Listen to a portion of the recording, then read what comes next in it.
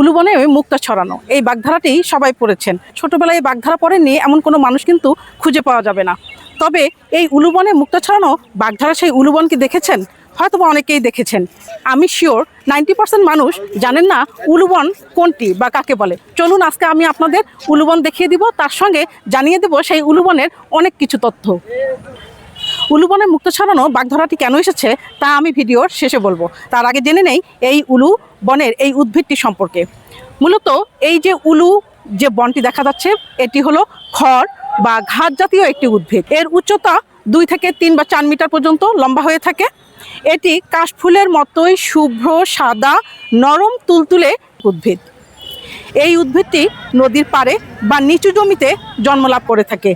এটি বহু বর্ষজীবী একটি রাইজোমেটাস ধরনের উদ্ভিদ। এটি যেখানে জন্মায় সেখানে বছরের পর বছর পুনরায় জন্মাতেই থাকে, সহজে এটি বিলুপ্ত হয় না।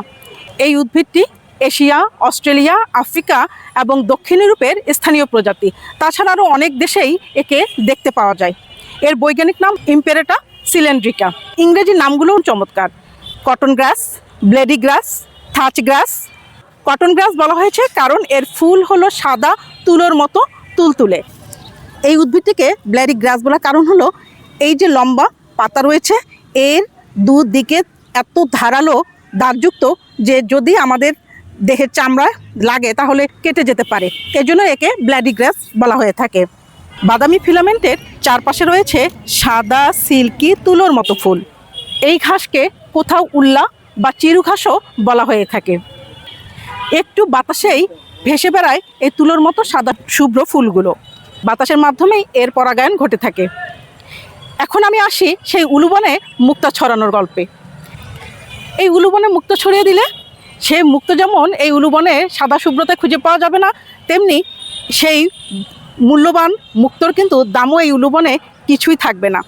এখান থেকে এসেছে উলুবনে মুক্তা ছড়ানোর বাগধারা, মানে অপাত্রে মূল্যবান বস্তু দান করা।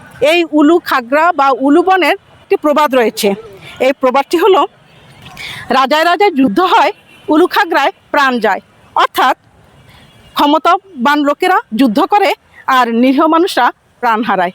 চলুন আমরা এই উলু খাগড়ায় প্রাণ না হারিয়ে এর সৌন্দর্যকে উপভোগ করি এবং নিজের মনের প্রসারতাকে বাড়িয়ে তুলি।